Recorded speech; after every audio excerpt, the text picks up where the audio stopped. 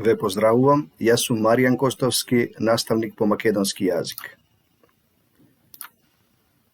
Денес ќе ја третираме следнава тема. Прераскажува текст правејќи разлика меѓу фабула и содржина. Цел на часот е да создадеме јасна слика за разликата меѓу фабулата и содржината на едно прозно дело. Што представува содржина на едно прозно дело? Содржина е текст составен од низа настани од почетокот до крајот на едно прозно дело.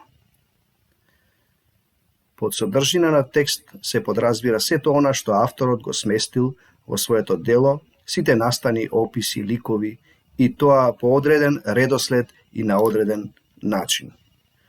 Да ја проследиме содржината на расказот Велика, кој представува извадок од романот Пиреј на Петре М. Андреевски. Инаку овој текст се наоѓа во учебникот по македонски јазик. Со прво, јас не го знаев Јона. Оти немаше како да го знам. Јас сум од ова село, подолу, од Жван. Ако е за право, имав нешто начуено за него. Ама на млади години ке чуеш за многу. Еднаш, на киселица берење, туку речи и го подвидов. Ама многу одалеку. Кај си можел тогаш? Кај си смел да се гледаш? Тогаш беше големо нешто ако ти пушти некој сонце од огледалце. Тој ќе ти пушти, а ти ќе му ја свртиш главата. И толку. Никако не оди. Крв ти капе од лицето. Такво беше сакањето.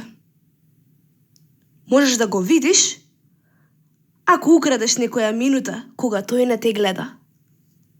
И ќе го видиш на брзина и оддалеку. Како на нерамна вода. Се плашиш да не ти го фати погледот, да не ти се сретнат очите. После чув и од која куќа бил, и што имаат. А повеќе чув што немаат. Јас пак прво што прашав, колку ниви имаат? Прашав, а да имаш многу ниви, значи многу да работиш. Ништо друго. Оти знаеш, земјата е танка. Ништо не додржува до крај. Ама младост. Се надеваш, се лажеш. И така, слушам за него и пак не знам како догања. Каква му иконата, лицето. И ден за ден не составија со Јона. Долу кај Мостон, кај Врингијана Жванска. Тој отаде, јас отаде. И се гледаме така, се срамиме. Не знаеш што да проговориш. Ниеден збор не ти иде, не ти текнува. Ко погледнувам јас, здрав е. Се има на него и се му е убаво.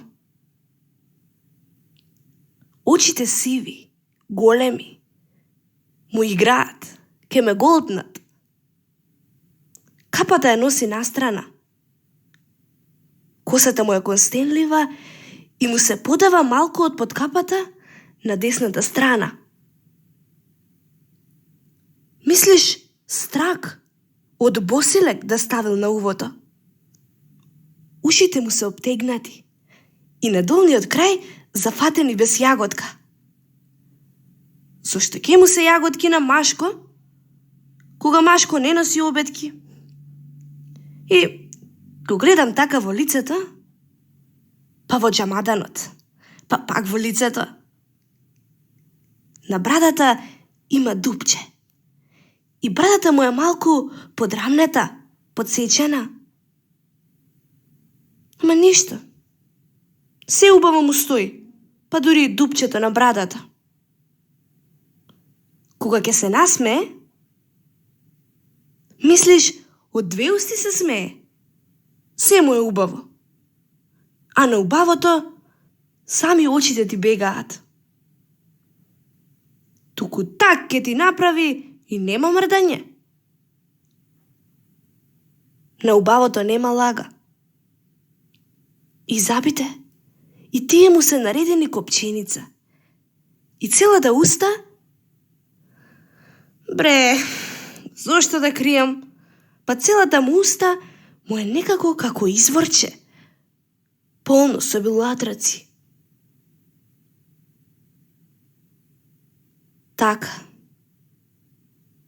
Така ми гледаа очиве тогаш.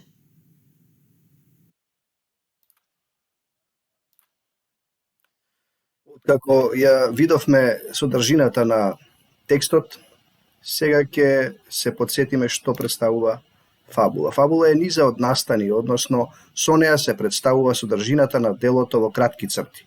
Фабулата на еден текст е сиров редослед по кој се случиле настаните.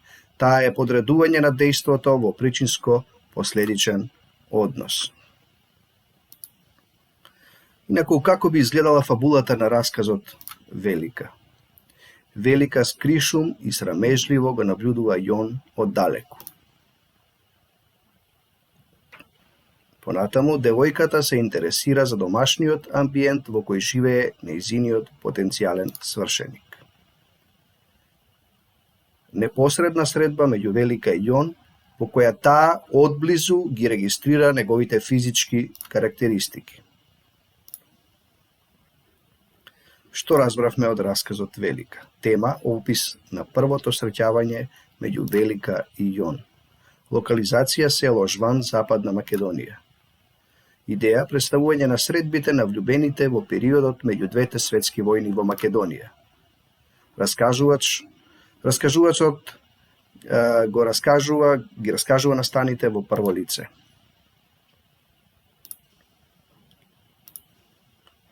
Ликови. Имаме два лика во овој текст.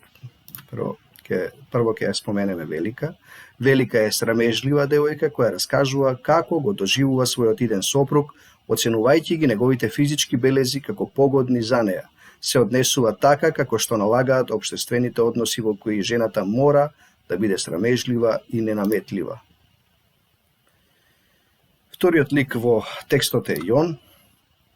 За него дознаваме непосредно од раскажувањето на Велика.